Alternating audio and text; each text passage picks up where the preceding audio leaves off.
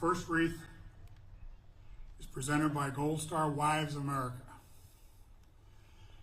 Gold Star Wives are the wives of our veterans that did not come home from the war. They lost their loved one, the father of their children.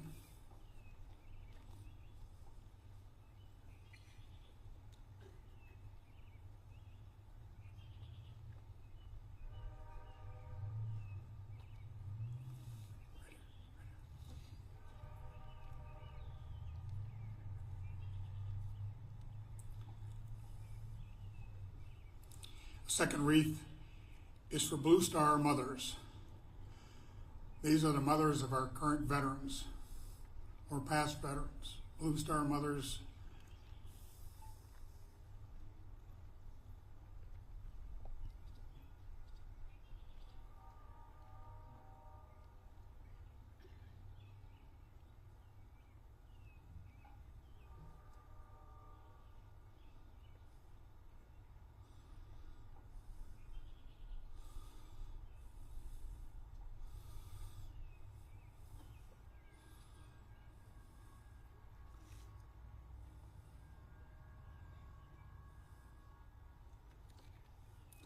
The next wreath is from the sons and daughters of Pearl Harbor Services. These are the relatives of those that served in Pearl Harbor on December 7th, 1941.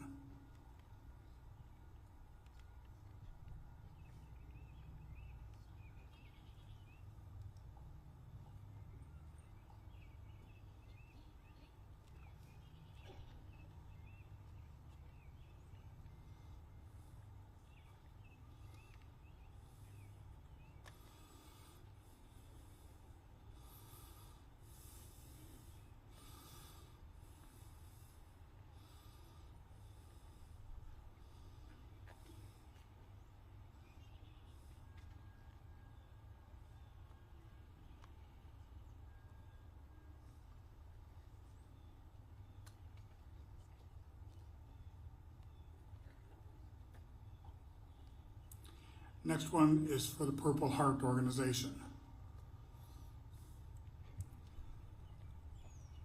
These are individuals that were wounded in battle, some of them fatally.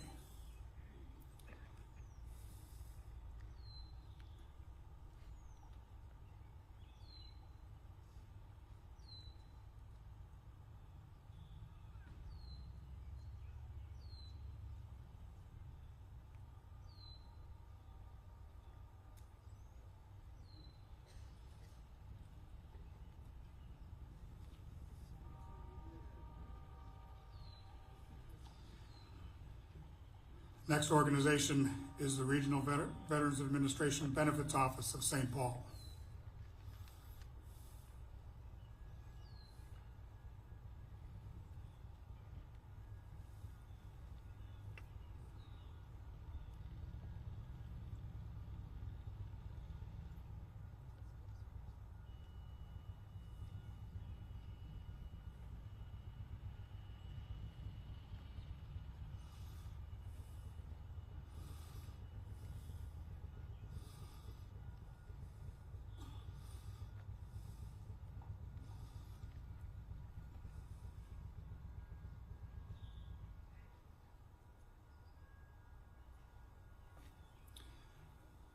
Our next wreath is from the Fort Snelling Honor Society.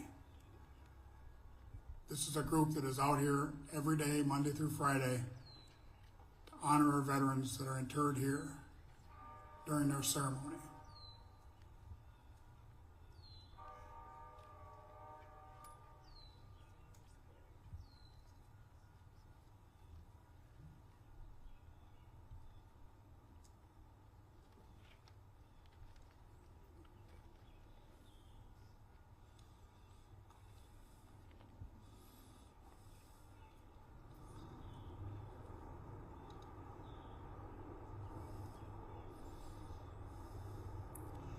And the last wreath is from the Fort Snelling National Cemetery Administration.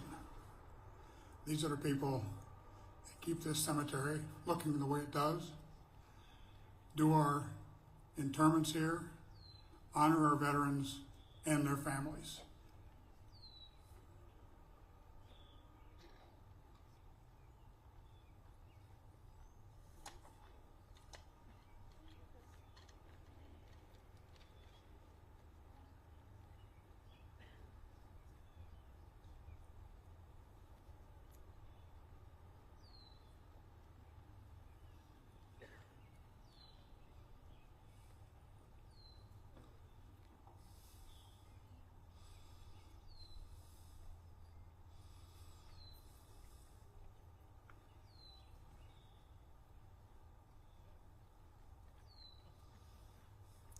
So if anybody that is in our crowd wishes to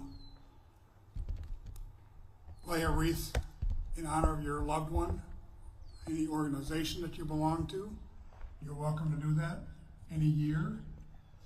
You just come out here, bring the wreath with you, check in at our tent over here on the side, and you too can present a wreath in honor of your family member or your organization. Thank you.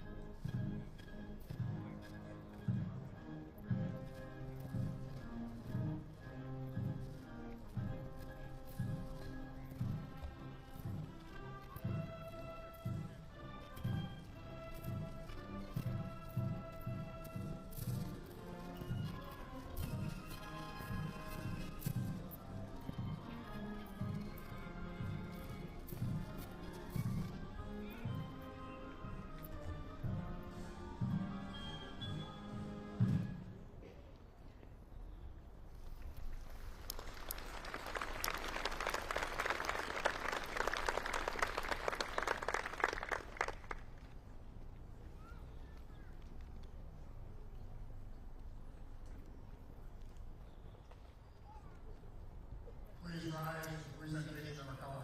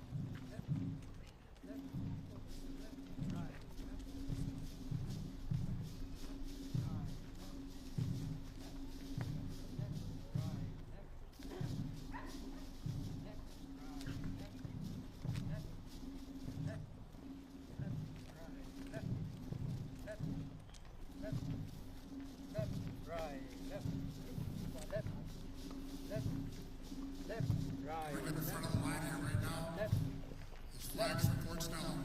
Right. Thank them for putting flags on every single milestone.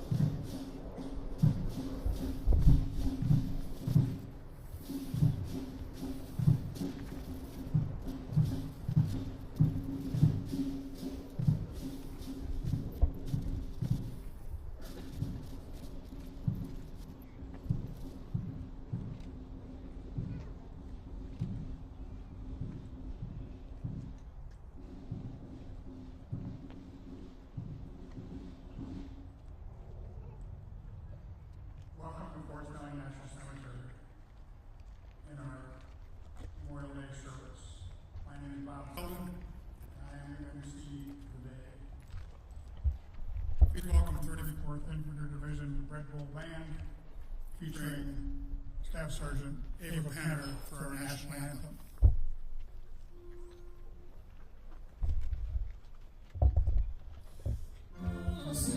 Can you see by the dawn's early light what so proudly we hail at the twilight's last gleaming, whose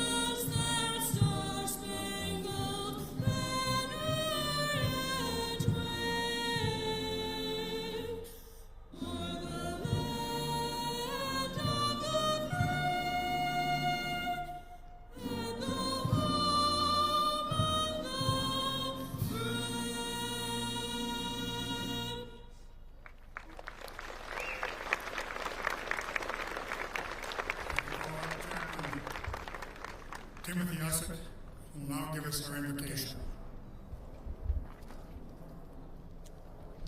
Please join me in the invocation.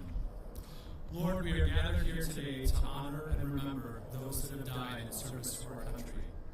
Collectively, we have lost fathers and mothers, sisters, brothers, children and grandchildren, colleagues and dear friends. We bring heavy hearts and memory of empty places. Give us comfort as we mourn their absence and the futures they never had. In moments of reflection and sadness, help us to remember that we need not be alone in our grief. Encourage us to be a source of comfort to one another. May our collective grief be a way to keep memory of these noble souls in our families and communities alive. Teach us to honor their memory through serving others and help us to embody the values they lay down their lives to protect. We ask all this in your holy name. Amen. Please be seated. We have several distinguished guests with us today, both on-site and virtually. They are Senator Klobuchar, Governor Tim Walz, Dr. Everett Doolittle, the Deputy Director of Fort Snelling National Cemetery, Marshal Murphy, and our chaplain, Lieutenant Colonel Tim Ussett. I also see several distinguished guests in our office, particularly Patrick Kelly, the Director of the VA Medical Center. We have several representatives from our veteran service organizations, both commanders, vice commanders, and representatives from those organizations. I would like to thank all of them for being here today. We will now hear a message from our Deputy Director, Marshal Murphy. Good morning, everybody. Families, friends, Gold Star families, and distinguished guests, good morning and welcome to our Memorial Day ceremony at Fort Snelling National Cemetery. Today we honor the brave men and women who risked their lives in service to our nation throughout history. As we reflect on their legacies, we are reminded that the freedoms we cherish have been secured through the courage, dedication, and selflessness of those willing to put their lives on the line for that very freedom. Memorial Day provides a profound moment to pay tribute to the fallen heroes whose valor echoes through the generations.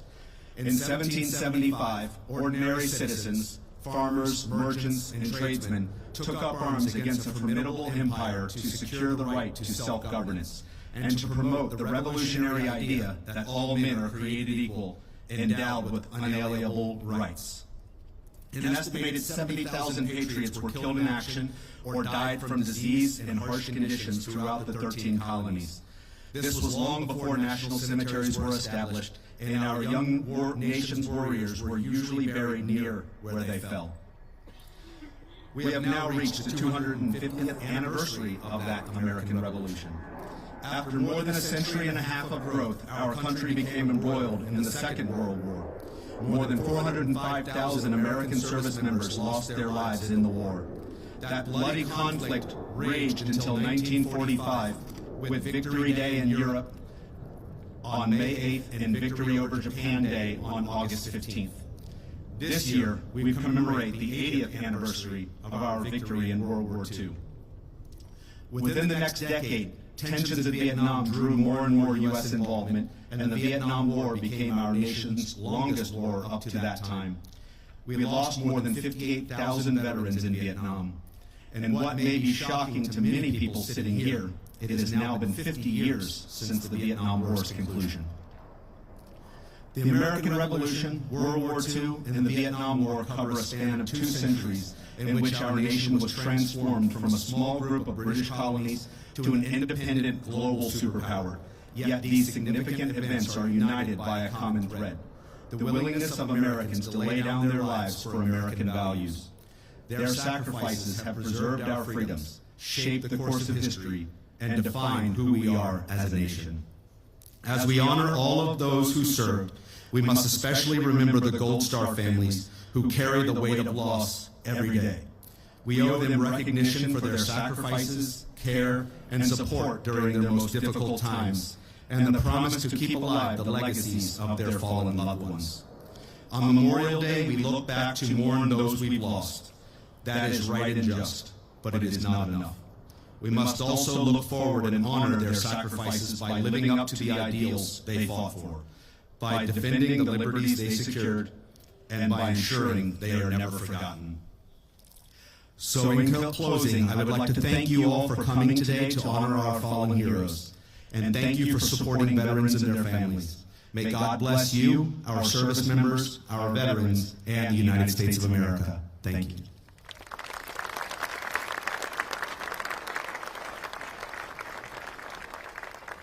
Thank you, Marshall. Since her election in the United States Senate in 2006, Amy Klobuchar has been a strong supporter of the men and women in uniform who serve and sacrifice in defense of our nation.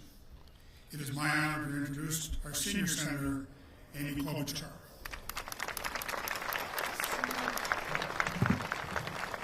Thank you so much. Thank you, Bob.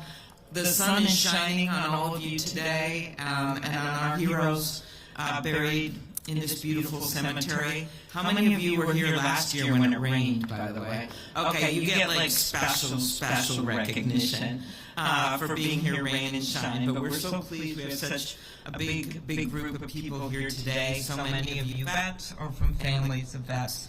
I want to thank Governor Walz for his service in the Army National Guard, as well as his service as governor.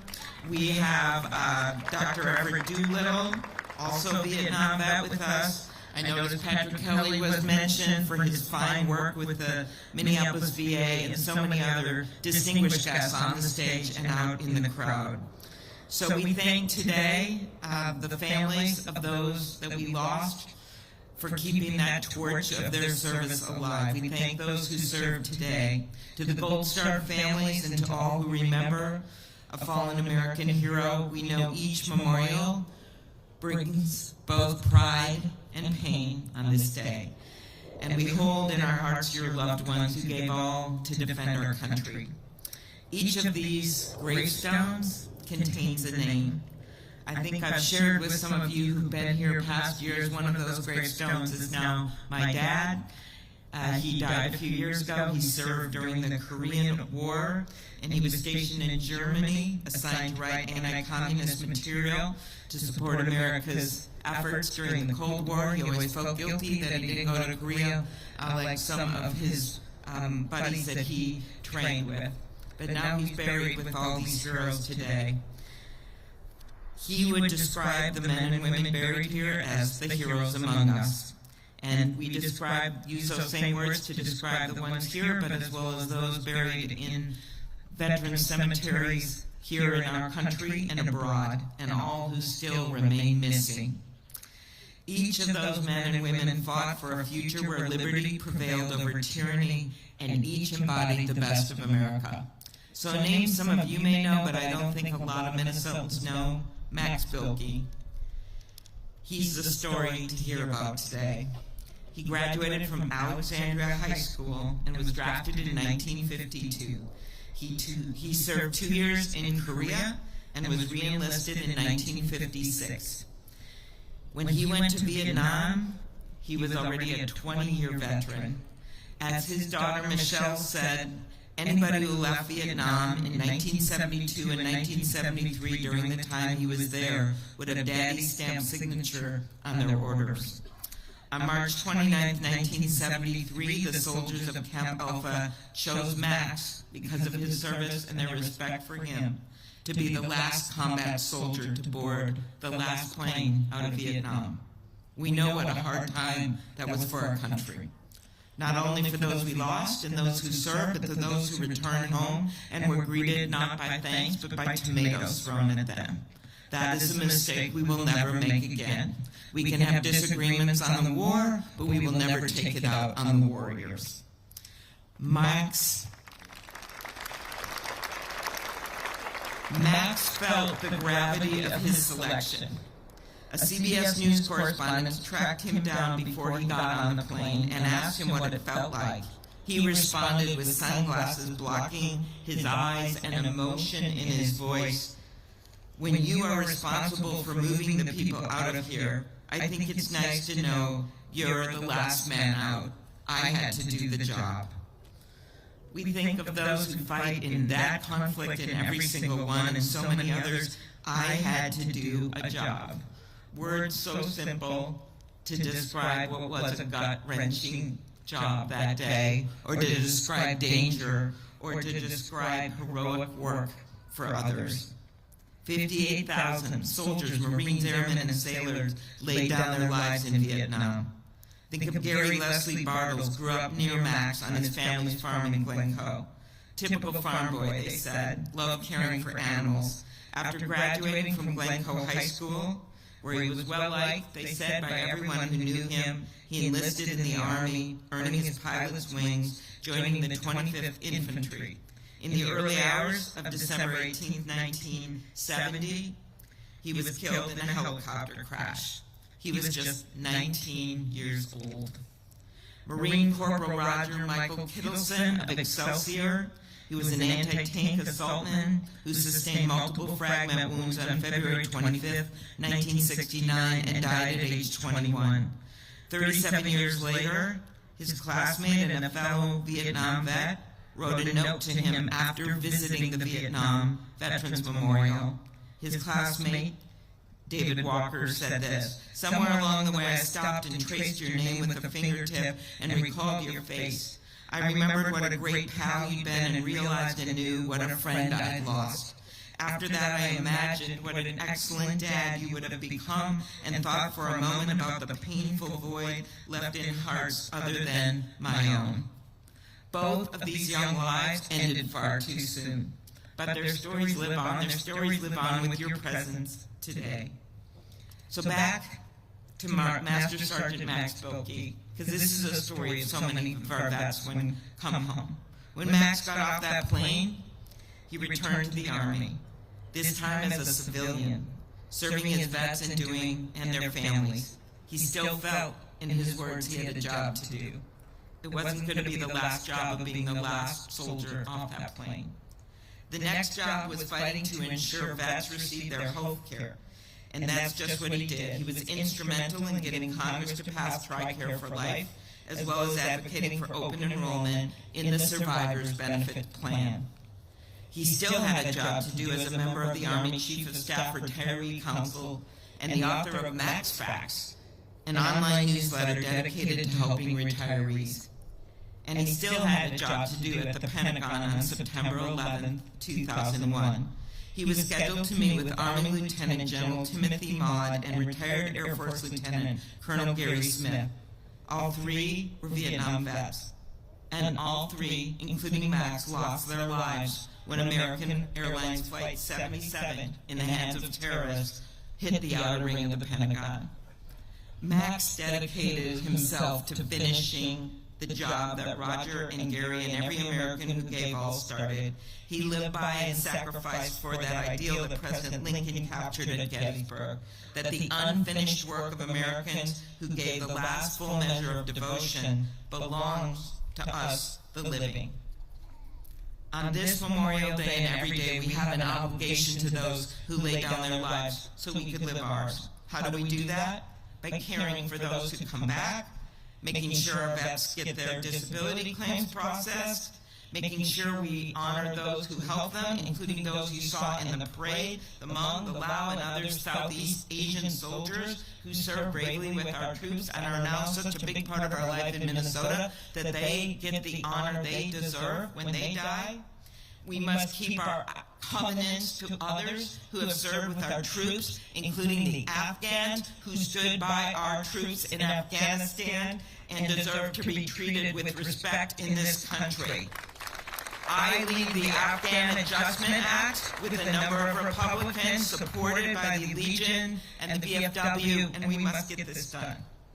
And it means making sure that if a veteran is living with permanent conditions resulting from exposure to Agent Orange or burn pits, they get treatment or care due to the PACT Act, and it must be fully funded. It means working to ensure that veterans can access their GI benefits, including housing, make sure they get quality health care. because there's no expiration to the benefits they've earned. Today, we remember the courage of those who made the ultimate sacrifice and the heroic strength of their loved ones. We remember not just how they served, but why, to protect the ideals of freedom and our democracy. So let's carry their stories in how we live our lives, how we care for our veterans, and how we uphold the values they gave their lives to defend. To all who served, to all who stood beside them, and to all who mourn today, we honor you, and we recommit to building a country that's worthy of your sacrifice, today and every day. Thank you.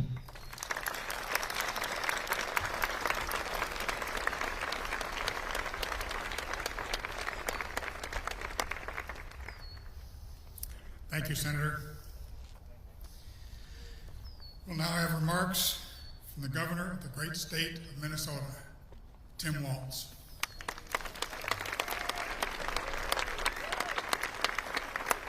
Good morning. Thank you, Bob. Thank you to the incredible staff and volunteers that care for this hallowed ground. Thank you to each and every one of you who took the time to come on a beautiful day that is known as first day of summer. And so most people today, they're boating, they're grilling out, they're spending time with family, maybe watching a baseball game. That precious gift of living your life as free men and women was given by those that surround us. Those that, when you come through this gate, the division that we all feel kind of fades away, because the pure democracy of those who reside here is, as Senator Klobuchar said, a call to each and every one of us. How we conduct our life, how we treat those and those families, from the Gold Star families to the veterans who are standing here with us. To each of you today who brought a young person here, thank you. Thank you for understanding the importance of our traditions. Thank you for understanding this moment that we're in doesn't tell the whole story of this country. The unity of those who, whether drafted or volunteered, chose to serve the ideals of this country, that each and every one was created equal, that each person had the opportunity to live their lives to the fullest. And that's not easy. It's difficult. And as you heard Senator Klobuchar talk about this, those who served in both the first Gulf War and post 9/11, exposures to toxic chemicals, and the care that they get, and to Pat Kelly and the team at the best medical center in the world, which is the Minneapolis VA, and the veterans here who get their care know that's true. They understand that their responsibility is to care for them. I'm accompanied today by my sister, who served in the Army National Guard, and her husband. Scott's father, Willard Dietrich, was a Navy veteran who was there to witness the detonations of multiple atomic weapons and hydrogen weapons as an atomic veteran. And they came back home and experienced the fallout of that. And it was legislators like Senator Klobuchar in a bipartisan manner that passed the legislation to care for them. And for each of you, as you see the division, as you see the chaos, to those who brought the young people, modeling for them that there's a different world. Here in Minnesota, it's no secret. We're very closely divided politically, 101 to 100. And we're still debating, which is the privilege we've been given by those who surround us. We get to speak our minds and have a difference of opinion because those who surround us. But the one thing that we said we would never do is we would never pit veterans against other priorities. We would never pit veterans against schools. We would never pit veterans against transportation funding. And so the folks here, and I'm going to ask them to stand up. There's a group of folks here that represent tens of thousands of veterans. Could members of the Commander's Task Force please stand?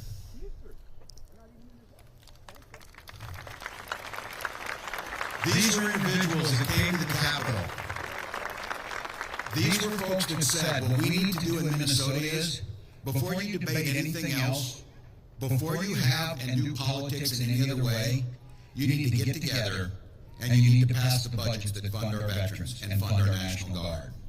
And for the past 4 years, in a near unanimous vote, the first things that leave the Minnesota Capitol, signed into law, and this year it's true too, is full funding for our Veterans Home, full funding for the cemeteries, full funding for the National Guard and their enlistment bonuses. And that expectation is the reason you gather today, the sense of gratitude, the sense that our differences can be our strength, the sense that you don't have to be asked to agree with someone, but the one thing we can agree upon is those who are willing to lay down their lives so that we can have a democracy, so that we can talk about freedom in our own voices, is why we gather here. So to each of you, thank you for pausing. Thank you for letting those millions of others today who are living the lives of free people because of the sacrifices that were here. So for each and every one of you, please know, and for the children that are here, this space represents the best that we have. This space represents the core values of who we are together. And this space, each and every time we gather here, whether it's Memorial Day or to visit the graves of loved ones, renews our spirit in what America can be. So may God bless each and every one of you. May God bless our warriors. May God bless the United States.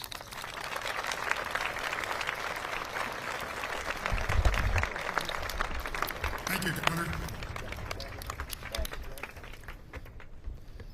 We will now have another musical selection, the Red Bull Infantry Division Band.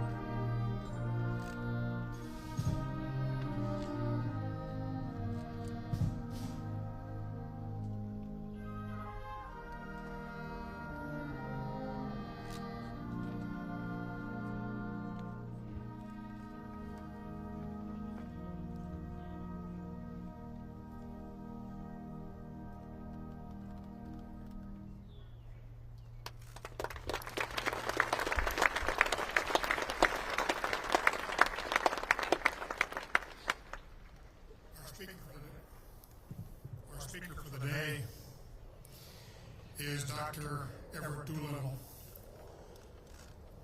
He served in Vietnam as an E4 specialist. Now he serves as ombudsman for the employer support of the Guard Reserve. Those of you who are out there who are or have been National Guard Reserve will understand the position that he holds, and that he is an advocate for your rights with your employer and the employer's rights with you to resolve any discontent that may happen.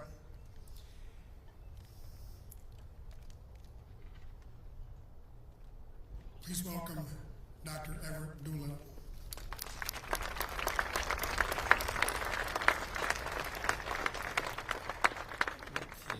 Since he started with that, I'm going to say a few words.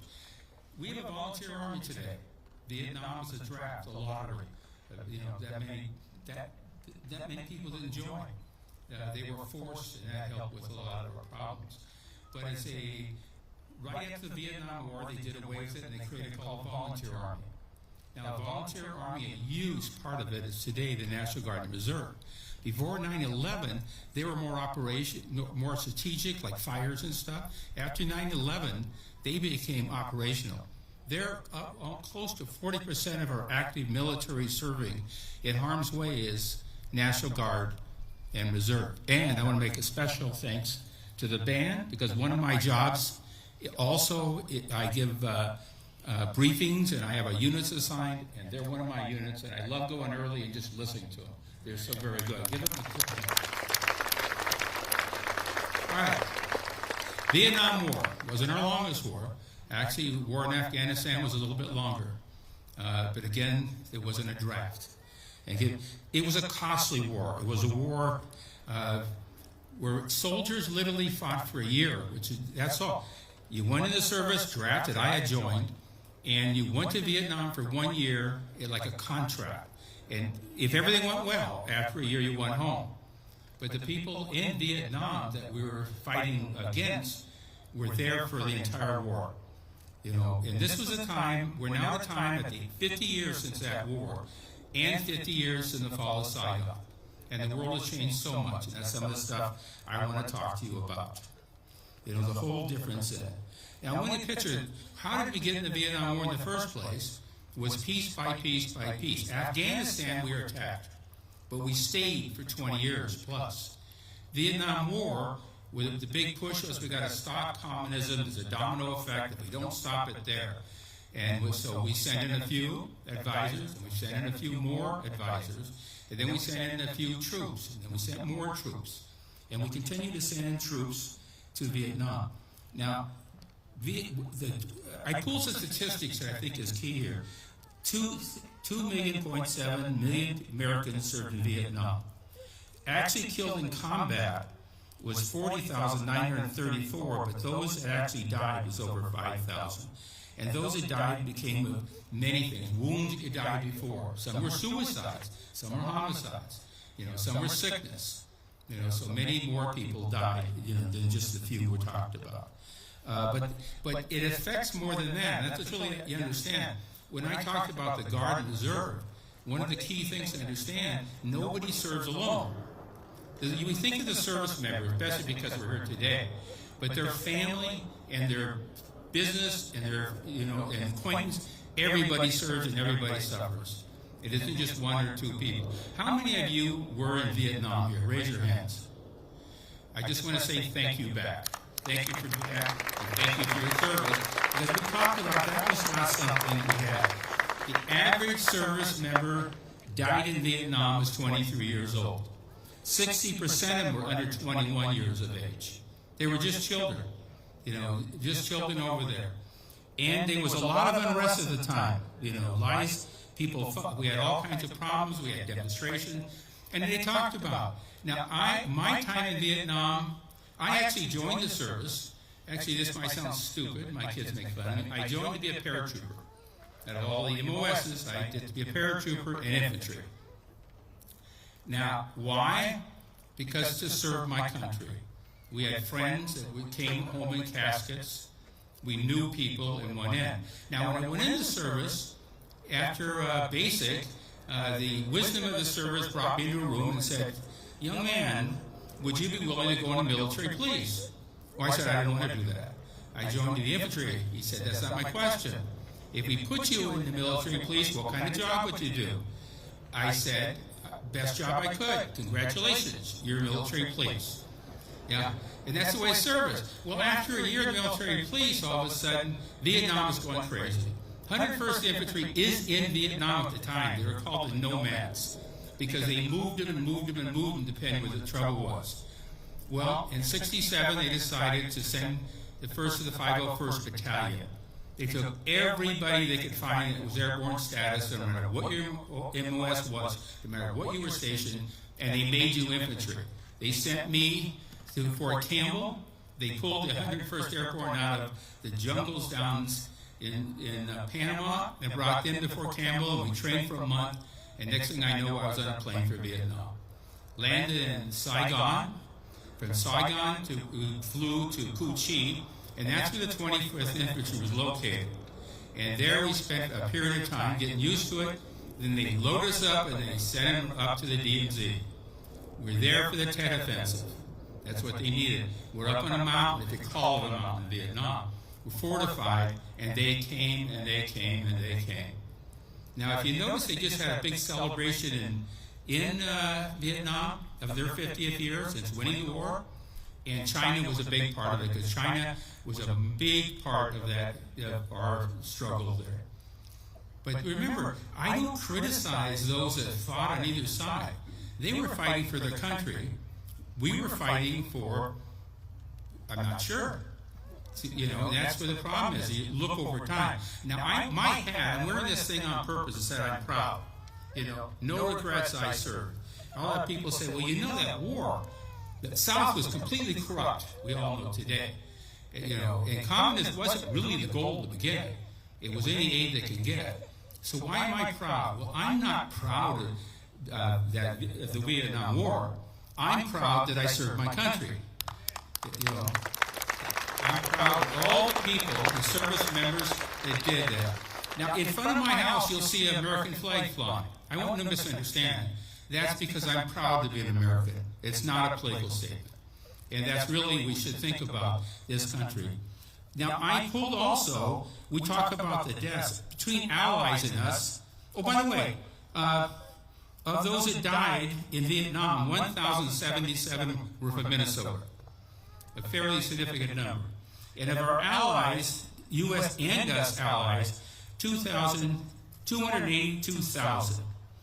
The Viet Cong, NVA, 44,066. Civilians, 405 to 627,000. And the total deaths in the Vietnam War was 1,353. And I know you talked about our allies. Don't forget our allies. We fought. I was in the north. I was in by Laos. I was down in south by Cu Chi. And our Hmong friends and allies fought right with us. You know, they're part of that war. And they should be respected for what they did and treated with the respect they deserve. Now, I said many people died not just because of the combat, post-traumatic stress disorder. Back in my day, when you got back, and I guarantee you, when I got back, I had problems. I wouldn't dare let anybody know I had problems. I went to the movie The Platoon. I broke into a sweat. I started shaking. I had to leave. But I would never admit I had a problem, because in those days, they treated you like there was something wrong with you. And you wouldn't, they'd never hire you if they knew you were having mental problems, and that's the way they treated you. Today, it's unbelievable the programs we have at the VA. You know, and in fact, I got out of order and jumping around, but I just want to thank the VA. I'm wounded, I got shot in Vietnam, the service, the support.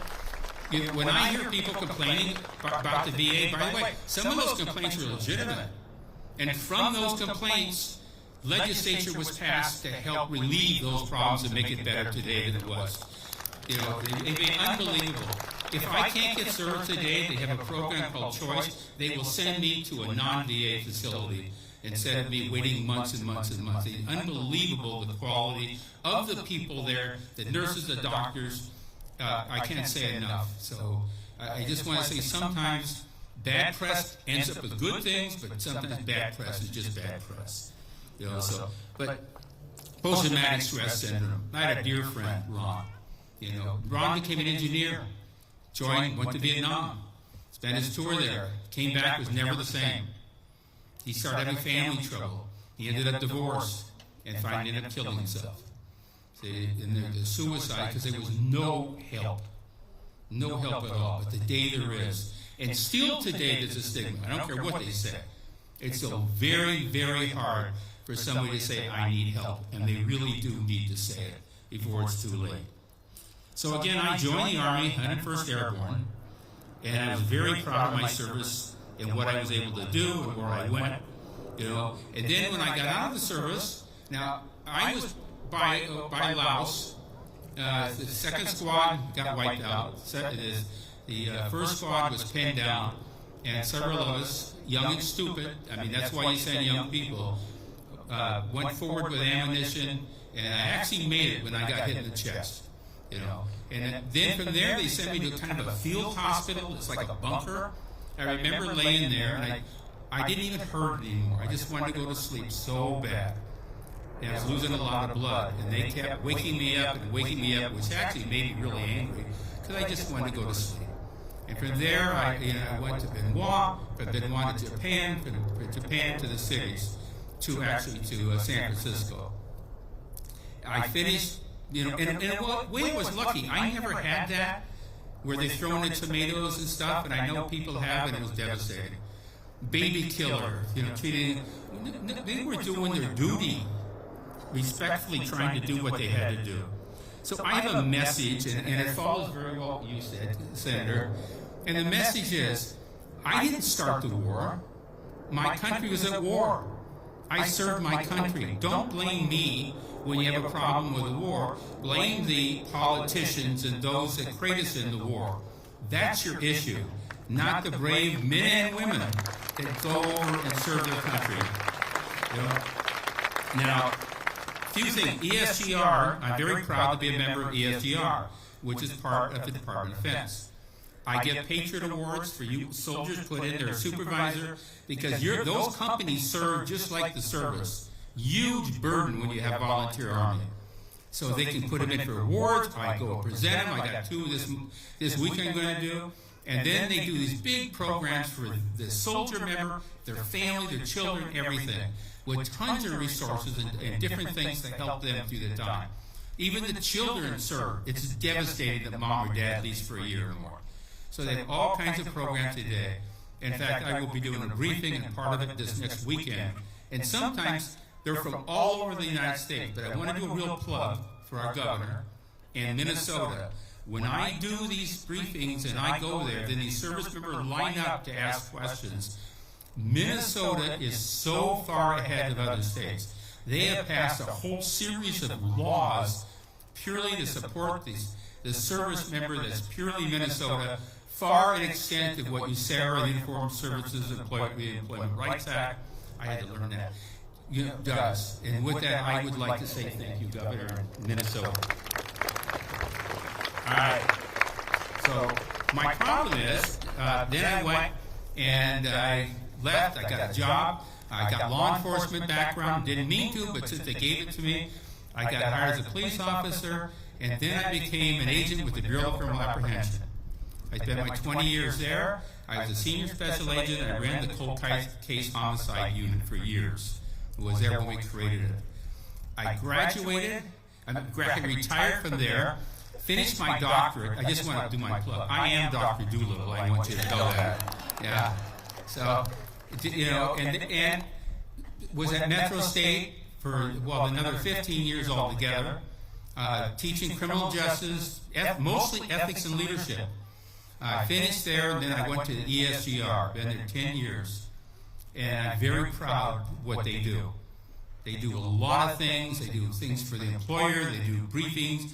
And my main job is to help a service member when they come back, when they have a conflict with their management or their organization. And many times it's not that they're bad people, they just don't know. And I will help them as a neutral mediator. And if I can't, then somebody else will take it to the next level. So we're trying to make the help also families, think of it a three-legged stool. I need the family, I need the service member, and I need the employer. Without three working together, it's not going to work. And when you have a Guard and Reserve member that can't feed his family, having trouble, guess what? He'll leave. And we don't want that. They're worth their weight in gold. And with that, I'd like to thank all of you, every one of you, and my family for putting up with me, especially when I got back from Vietnam. It wasn't pretty. All right. Thank you very much for your time, and you all have a great day.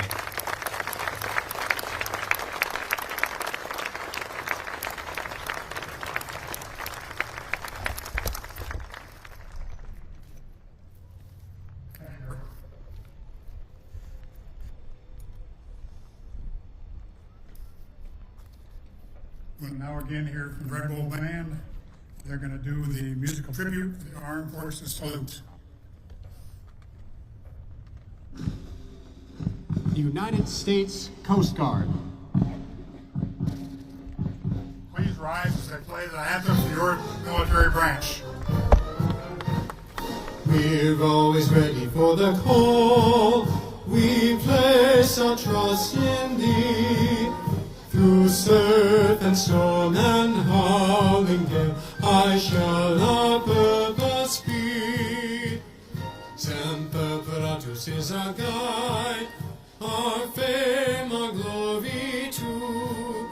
To fight, to save, or fight and die, High Coast Guard, we are for you. The United States Space Force. We're the mighty watchful eye, guardians beyond the blue, the invisible front line, war fighters brave and true, boldly reaching into space. There's no limit to our sky, standing on both night and day. We're the Space Force from on high. The United States Air Force. Off we go into the wild blue yonder, climbing high into the sun. Here they come, zooming to meet our thunder. Atom boys, give 'em the gun. Down we dive, spouting a flame from under, off with one hell of a roar. We live in fame or go down in flame. Hey, nothing will stop the U.S. Air Force. The United States Navy.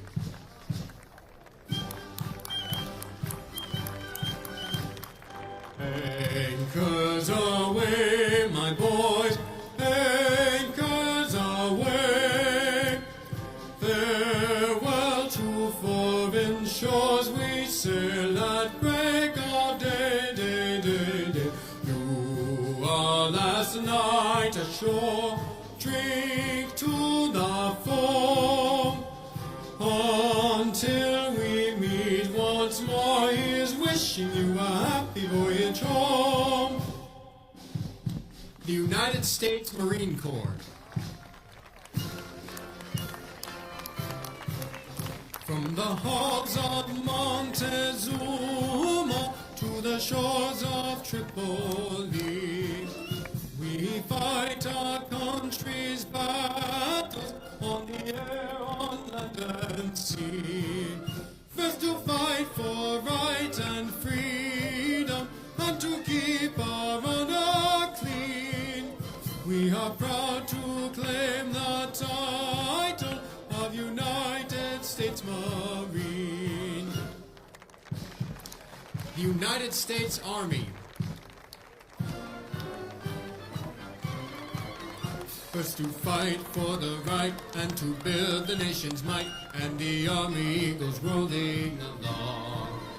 Proud proud of all we have done, fighting till the battle's won, and the army goes rolling along. Then it's hi, hi, hey, the army's on its way.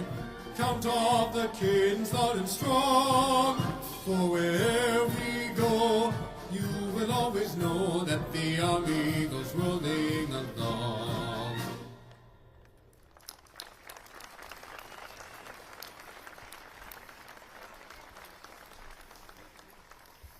Thank you for outstanding tribute.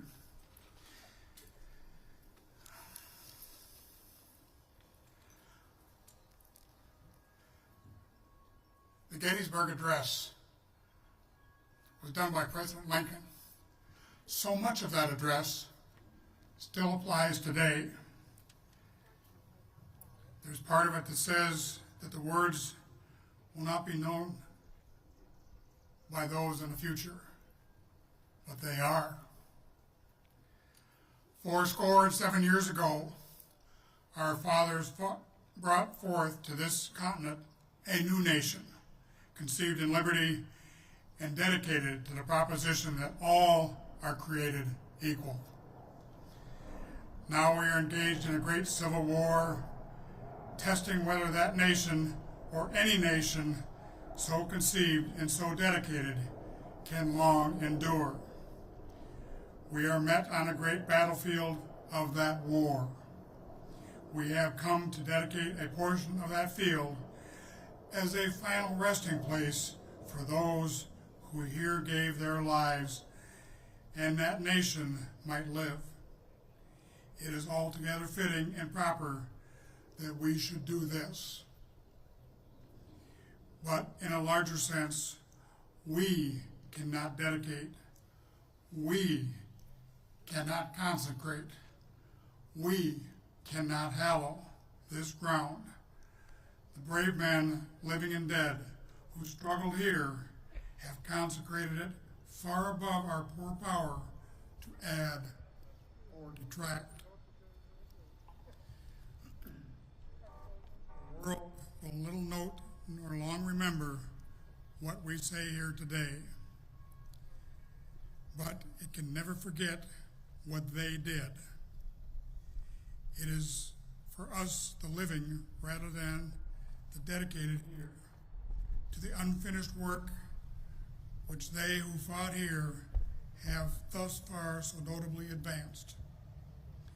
It is rather for us to be here dedicated to the great work remaining before us, that from these honored dead we take increased devotion to that cause for which they gave the last full measure of devotion, that we here highly resolve that these dead shall not have died in vain, that this nation, under God, shall have a new birth of freedom and a government of the people, by the people, for the people, shall not perish from the earth. Our final conclusion for this service is a rifle volley and playing of taps by the Fort Snelling National Cemetery Memorial Rifle Squad. I would like to thank all who made it possible for being here today. Upon conclusion of the rifle volley and taps, the ceremony will be done and nothing more will be said. Please rise. Commander, call the squad.